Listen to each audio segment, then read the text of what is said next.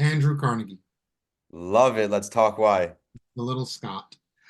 Just everything that was in him that caused him to start what he started at the end of his life and get Napoleon Hill marching in that direction to create the science of personal achievement and right thinking, grow rich, and just the whole, how he was able to form his companies and create the efficiencies. And I mean, just to me, he's just one of the most incredible entrepreneurs who's ever existed.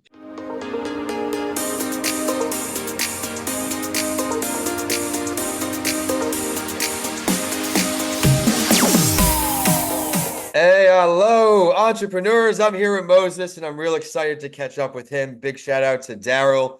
I was speaking at one of his events, and I met this guy here. And when I say he's crushing it in entrepreneurship, he really is. Not only does he have a thriving VA business, he also has a lending business that he'll also talk a lot about. Moses, welcome to that entrepreneur show.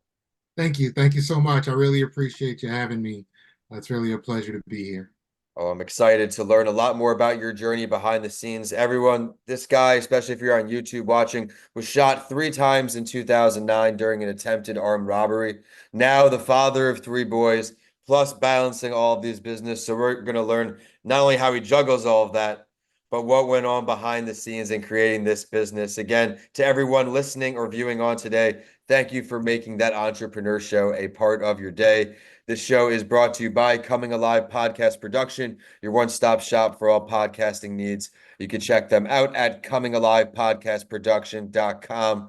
For today, we're not talking about podcasting too much, but we're going to talk about the great work he does in 2 separate fields. I think that's really just admirable. I was telling him behind the scenes to juggle 2 businesses like this.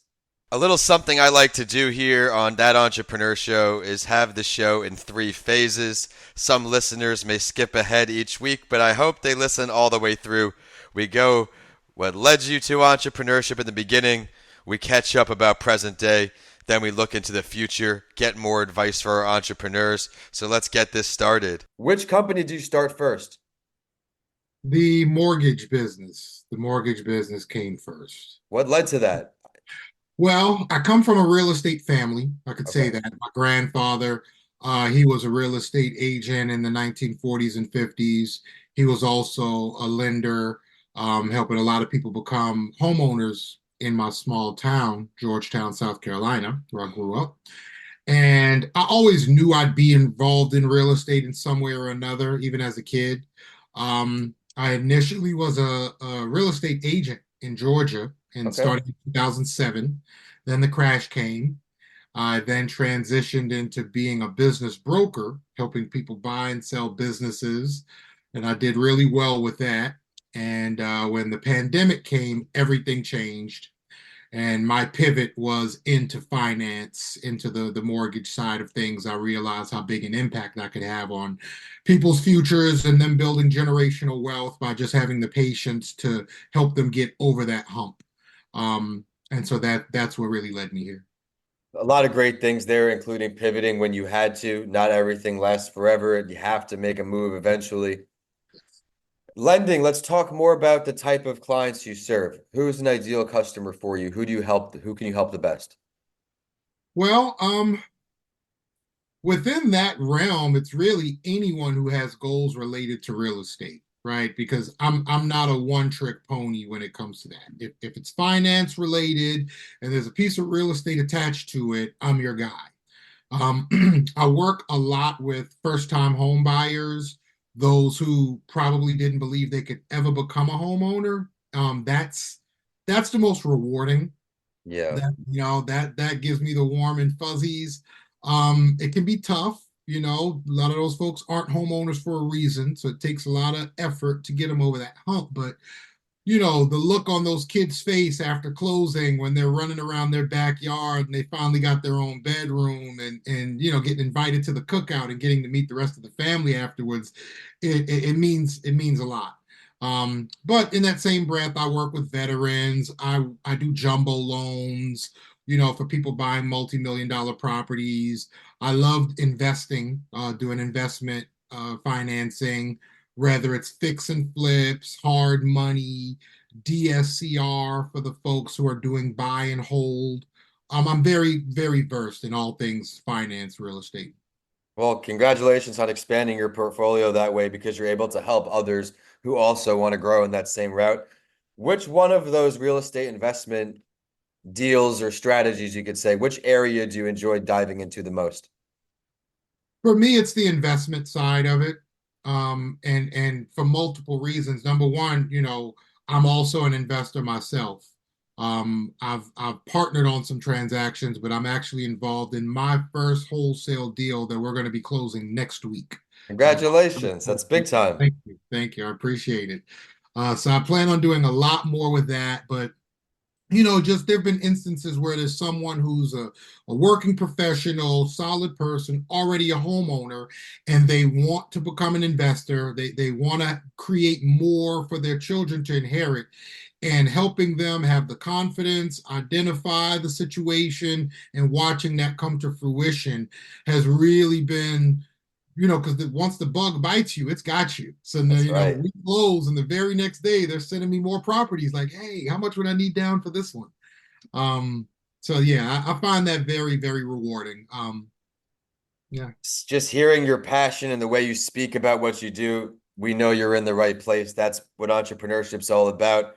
Eventually, through these low times, the highs and the lows, if you're not passionate about it, you're not going to keep pushing. So, congrats again on keeping pushing there. Now you've got lending and real estate. You're able to help everybody in those ways. Stick around to the end of the show. If it sounds like you that's trying to invest in those areas or get involved in real estate, this is a guy to contact. But we have to still show some love for his other business, his virtual assistant business. It's called Easy Virtual Assistant Staffing Agency. Did I get that right? correct. All Easy right. staffing. Now, two different businesses. What led you to want to create this one? Well, in my mortgage business, I realized I needed help. There was a whole lot of talk about VAs, virtual assistants from different countries. So I decided to take a swing at it. I reached out to a VA staffing agency, but there were some things I didn't necessarily like about it. It was the type of business model where they basically pay the VAs an extremely low wage, charge the American business a significantly higher wage. They pocket it in between for doing almost nothing. And I'm not anyone to knock someone's hustle if that's your Of business model. course. It just does not seem fair or equitable to me. So, my virtual assistant, my first one, she came on board, things didn't work out. And then I endeavored to find not only my own VA, but someone with a network of people who could help me build this type of company to bring more opportunity to their people without some foreigner's hand taking three-quarters of the money. And from there, I was able to find, my VA, my executive assistant. She's college educated, has a background in human resources. And together, we built Easy VA Staffing. We've gotten about 2 dozen people placed in the very short time. The business hasn't even existed a year yet. And it's a part-time thing. It's not anything that I'm fully focused on. For my, originally I was just like, I know I'm going to need more VAs, and this gives me first right of refusal on all the best talent out there. But as I got to know these folks more and more, and we cast a wider net, started recruiting in Africa, started recruiting people from South America, and just being on these interviews and hearing their stories, hearing what their lives are like, hearing, a simple question: how far will $1, one American US dollar, go in your country? And that is a humbling and inspiring conversation to have, to realize how fortunate we are, and just how much of a blessing this is for these people.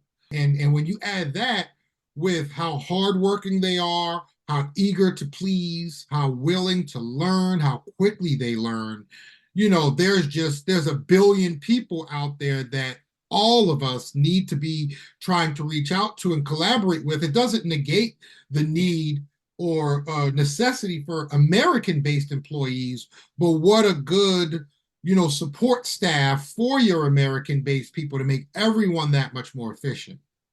Absolutely right. And it is a shame when that middleman takes the money from when they already need the money very, very much. If you're even talking five, six, $7 an hour, if someone's taking half of that, the pie's cut in half. So you're doing great work there. Big shout out to my assistant, Danica. Best thing that ever happened to me and for my business that once it started to grow. So I can only imagine how many lives you're positively affecting with the VA help. Everything that took up my entire day before she hired, now I don't even do, which is it's just all these doors open and it has allowed me to grow my company as it has allowed you to grow yours too. What do you see next for that business? Now we're approaching on a year for your second company. Where do you see yourself growing? You already talked about Africa, South America. Yes. So my grand plan, and it's already kind of coming into fruition by default, I have connected with a training agency, training company, school of sorts in the Philippines, which is where my VA is based, and the Mhm. vast majority of these VAs are coming out of the Philippines because they have a culture centered around this type of work. English is first language, I mean second language, if not first. So Yep. many of them are Spanish speaking. They have stable internet, pretty consistent electricity, and their time schedule is exactly 12 hours opposite of ours. Yeah. It's 12 p.m. here, it's 12 a.m. there, and they work night shift. But I want to spend more of my own upfront capital investing in some of these people to help increase their skill sets, especially when it comes to emerging technologies, AI, efficiencies, CRM management, all the things that American businesses, we all need to be doing better at, right? We can Yep. all try to keep up with more. And having them getting these skills in advance, my company being in a position to pay them a Mhm. small amount while they're just learning to support them through this journey. And at the end of it, this is no longer someone who is only worth, let's say, $5 or $6 an hour. This is someone who's worth $8 or $9 or $10 an hour because of the Love that. value that they can bring forward. That business, in the truth of it, you know, making a profit from it is great, but the human impact and just the karma that I'm experiencing from being a blessing to these other people, I'm more invested in making a million people successful than making $1 million from that business. I have other businesses I can make millions from, but I can potentially change villages and impact generations of people that I'll never meet from this, and it does something to me. I love it, and it's 100% right. And I love where your mindset's at. We're investing in these VAs to grow their offerings, increase their value. When I found the right VA, I've been training her using all of the things because I just give her trust. I know she can do these things, and they are so grateful for the opportunity to learn. All of the employees that I've dealt with in that area, the opportunity to learn, and now they've grown. You've attested to everything I believed in here. Everyone out there, now, before we find out, we're about to find out how to find the VA company online and the lending online. There's something I try to ask our guests. If you could sit down with any entrepreneur, dead or alive, to have a cup of coffee with, hang out with, something to pick their brain, who would you choose and why? Wow, that is a very profound question. Any entrepreneur, dead or alive, Could be at any part of your journey. It could be right now, when you're starting out, any point. Andrew Carnegie, Love it. Let's talk why. the little Scott. Just everything that was in him that caused him to start what he started at the end of his life and get Napoleon Hill marching in that direction to create the science of personal achievement and right thinking, grow rich, and just the whole, how he was able to form his companies and create the efficiencies. And I mean, just to me, he's just one of the most incredible entrepreneurs who's ever existed. And and his the way he took his capitalistic mindset and moved it into a philanthropic Exactly. heart is something every entrepreneur should strive to. We should spend the first half of our life making money and the second half giving it away. Because it's going to be given away to somebody regardless when you die. You may as well have a hand in that and get to experience how that feels. And it couldn't be said better. Again, you've been on fire the whole show. We build and then we give back and help, like a lot of the mentors in all of our lives. I'm sure you've had a mentor or two that have really just given back, and not even with money, just their knowledge and their expertise who help move the needle for you. Can't argue with that. I really enjoy when we get guests who talk about people who didn't have Google, right? You still have to do the work with Google, but they didn't even have a starting place. They couldn't even just say, hey Siri, check this out, or just go on Google and look. They had to just figure it out. Can't argue with that choice. Now, I got to thank you so much for coming on. Again, a big shout out to Daryl for connecting us at his event. If you don't know Daryl, he absolutely crushes it as well. I could put his episode link in the bio as well. Where can we find you online? Both businesses. All right. So the VA staffing business, you can find me easyvastaffing.com, just easyvastaffing.com.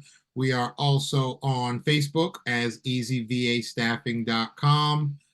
We make the process very simple for selecting your VA, walking you through, and even once the VA is selected, we work with you through onboarding. We conduct the interviews.